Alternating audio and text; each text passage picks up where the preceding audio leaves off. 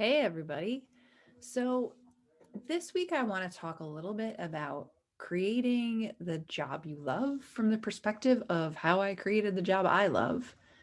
I want to tell you two stories and the lessons that came with it that really helped me to develop the business to where I am from teaching to here because it's been not just a straight line journey. I don't think anybody's journey is. And I think it really helps to hear these stories.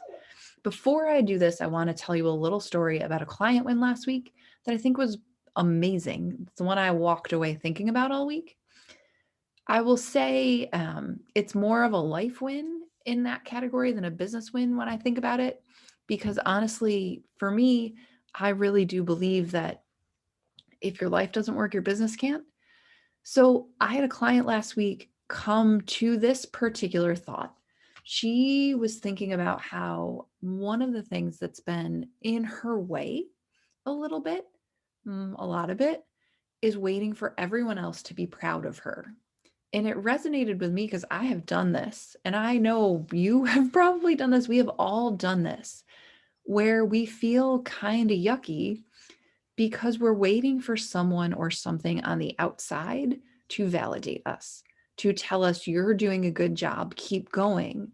And in a lot of cases, often we're waiting for someone that's never going to show up to do that, whether it's a parent or a spouse or a friend or what have you, where like we want to hear they're proud of us. And that's just not how they roll as humans. And having this thought came with this big aha for her that she could decide to be proud of herself like on the regular starting right now. And this is actually hard. This is hard work because we as humans have been, particularly women, have been conditioned like don't flaunt your wins, don't overstate your successes. God forbid you make everyone else feel small or anyone else feel small, even when your intention is really just to share. So it's a really big deal to decide to be proud of yourself no matter what. Like that it's okay to be proud of yourself no matter what. And even if you just walk around with that in your heart, that's a big deal. So for you, like the thing to walk away thinking about might be what if you could be proud of one thing you did every day? And it's not do new stuff.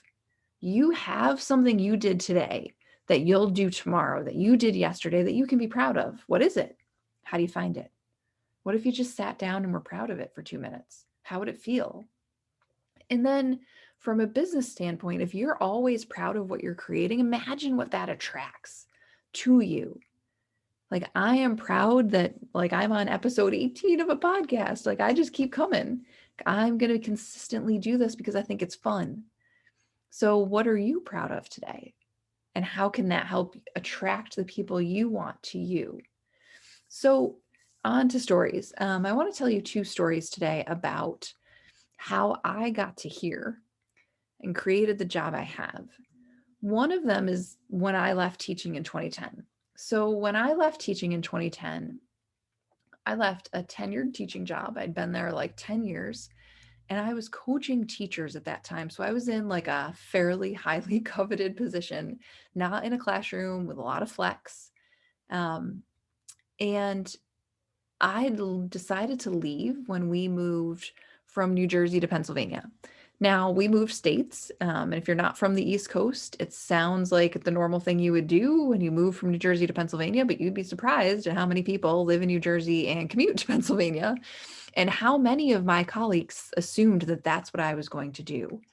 It's like an hour and 40 minutes from my house to my old schools that I was working in. But with traffic, it's a lot more than that. And I decided that that's not what I wanted to do. So that's the first part of it. The other part of it was in 2010, it was a stupid time to leave a tenured teaching job. If you remember the market and all of the things that crashed in 2008, and that really led to schools tightening their belts and not hiring as much. There weren't as many jobs to be had. There had been cutbacks. There had been all these things. And in the midst of that, I was like, well, I'm going to leave and I'm going to go find a new job. And so I knew over the winter we were moving. And when I decided to leave for June, that gave me the spring to sort of be looking for jobs and applying and interviewing and doing all that thing. The other thing I had to do was the work of moving my certification from New Jersey to Pennsylvania, which also sounds like it should be simple and isn't. And so I did all that work. And then came spring and I interviewed and interviewed and interviewed and nothing.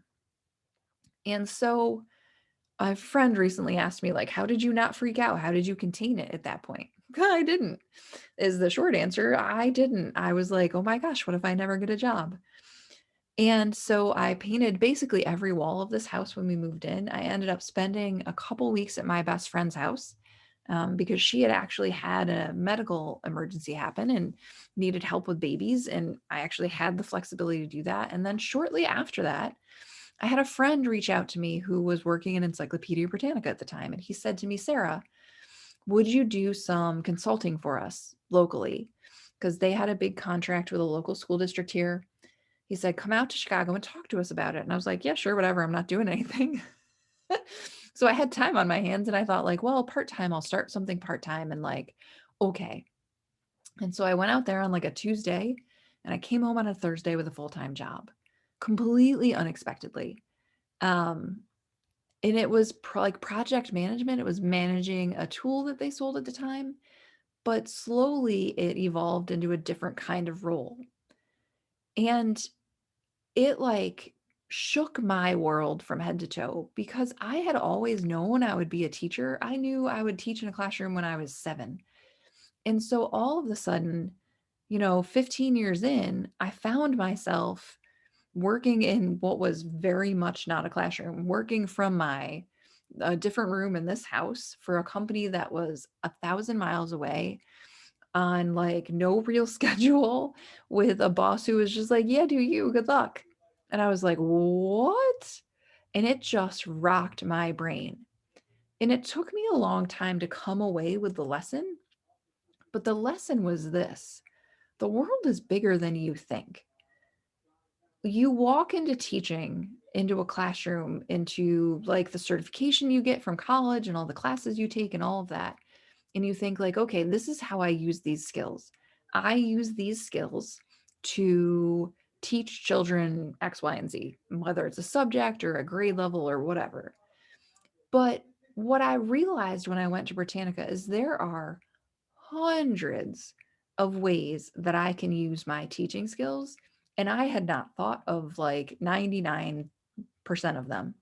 I didn't know that what I was doing was even an option. Like I literally didn't know it was a choice.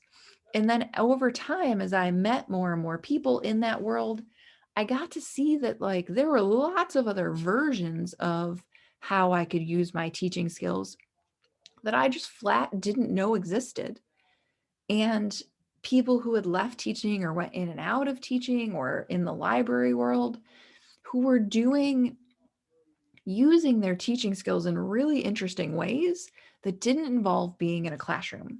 It was corporate, it was independent, it was, the whole range of things. And it opened up all these doors to me about what was possible and how relevant teaching skills are in the larger world, because teaching skills are people skills.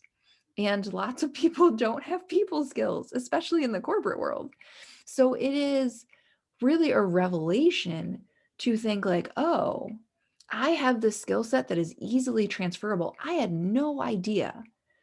And so if you are a teacher or you were a teacher and you're thinking like, ugh, I'm stuck here, I'm not saying leave, but I am saying what you're doing, the skill set you have, there's lots of versions of out in the world.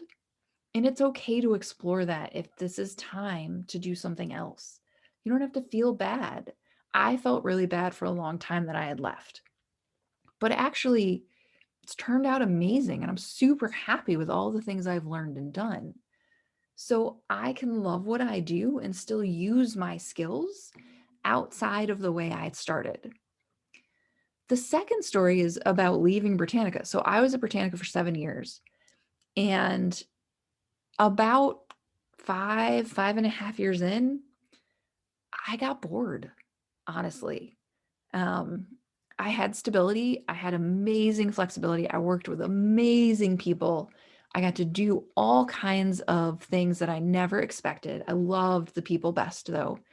And I had this life that I led where I could be here for my kids who were very small at the time. That's when I had babies. And, you know, I could have that flexibility, but I was starting to disengage because it just wasn't where my heart was. Like, did I believe in the tools? Absolutely. But it was not, I just got bored. I wasn't being challenged in the way I wanted to be. And so I had talked to a friend about this, and she led me through this set of questions that she had actually gone through with a friend of hers. Um, and what I looked at were three things. What I love to do, and I made like charts on the wall. I made charts on chart paper on the wall because I had a lot of chart paper at that time. So I made a chart about what I love to do. I made a chart about what I'm good at because I think, a lot of times we have skills, we're really good at something, but we don't enjoy doing it. Like I'm plenty good at, I don't know, a whole bunch of things that I think are super boring. And I'm sure you have the same things that you're good at, but you don't want to do 24 hours a day. And then I also looked at what I needed when I was thinking about leaving Britannica. I applied for a bunch of teaching jobs. I applied into the schools here locally. I interviewed, I did lots of things. I didn't get anywhere. I had one of the local school districts here send me an email afterwards to tell me I wasn't qualified and I didn't have enough experience. And this is after like 20 years in education. And I was like, oh boy, okay. And I was like heartbroken. Like it was awful. But then when I looked at what I actually needed and loved to do, it turned out that what I really needed more than anything was flexibility because my husband traveled a lot at that point. He was in a job where he wasn't necessarily here and somebody had to be here. So me going back into a school building wasn't actually feasible. It was like what I thought I wanted, but not what I needed. And so I looked at all of those things and I looked at the overlap. And from that, wants and needs and loves and good to do at, good, what I'm good at, sorry. I built my first business and I actually went back to teaching college kids part time, which was part of the stuff I applied to do when I was thinking of leaving Britannica. And when I left Britannica, I actually didn't leave all the way right out of the gate. I I went part-time about 6 months before I left. I said to them, "Look, I know this isn't what you do with people, but I'm building this business and I need time to do it. And do you mind if I work 25 hours a week instead of 40?" And we had some negotiations and they let me do that. And then eventually I left because, I think I went part-time in March and I left in August because all of a sudden all of these opportunities to teach college kids started rolling in and I realized I couldn't do all this at once, but I wanted the teaching.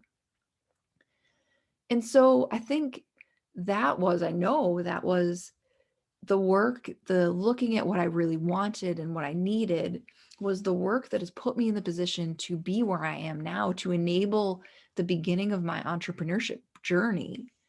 And so the lesson I walked away from with that is that it was really worth taking the time to tune into what I actually wanted, what I was good at, what I loved to do, and what I really needed from a job and from my time. How much money do I need to make? How flexible does my life need to be? What hours can I give? How much time do I have? And I would say for me, the process of working through that took some time. And I did it all on my own with friends. I mean, if I had had somebody working with me, if I had coaching at the time, if I had known what was possible, it probably would have gone a hell of a lot faster. It involved me and lots of flip charts and more than a little anxiety, honestly.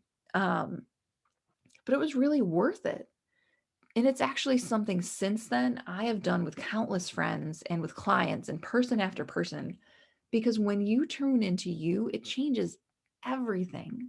What it taught me was that I'm allowed to be happy with the work I'm doing. And I am not someone who wants it to be the same year after year. Like I had a colleague who I adored who was just great with it being the same every year for 15 years. And I'm not like that.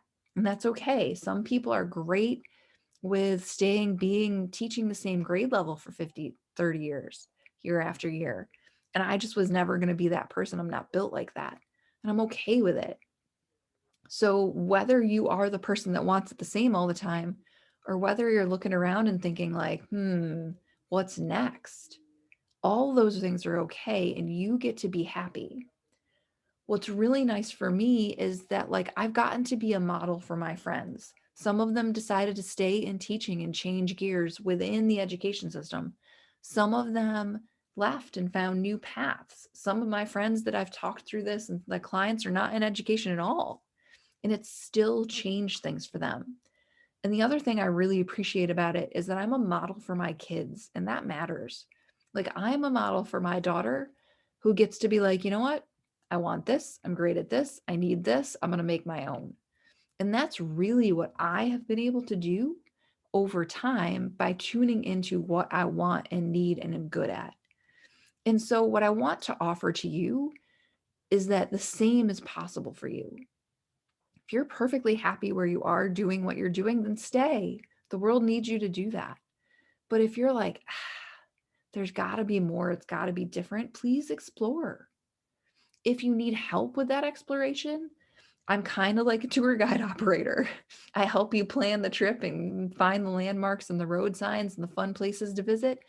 That's what I'm really good at. I know in the end, what really matters is you deserve to be happy in your work, no matter what that looks like, and that you can make your own version and be happy and make money. I am living proof of that. And I really do know that the doors are here for you to walk through. There's way more possibility than most of us have ever realized, that you can, find something else that fits you really well or make a version of it for yourself. Like, you don't have to have it show up, you can create it. That is within your power. And so if you're looking to create, coaching makes it go so much faster. Trust me, I have done it with coaching and without, and the with coaching version worked a lot better. It made money a crap ton faster, and it was a lot, still painful, but a lot less painful in the offing. So if you are looking for that kind of help, that's what I do with people. I help them work through this, and I love that process more than anything because I know you deserve it. So if you're wanting to talk about it, please reach out, send a message, come see me on Facebook or LinkedIn, or come on into my group. It's called Teachers in Business, just like this podcast, or go book yourself an hour to chat on my website, Torpy Coaching. And from there, I wish you happiness in the role you're in more than anything. May it be exactly what you want. May you be a model for your kids, for your friends, for all the people that love you. And may any change you make be creating the job you love.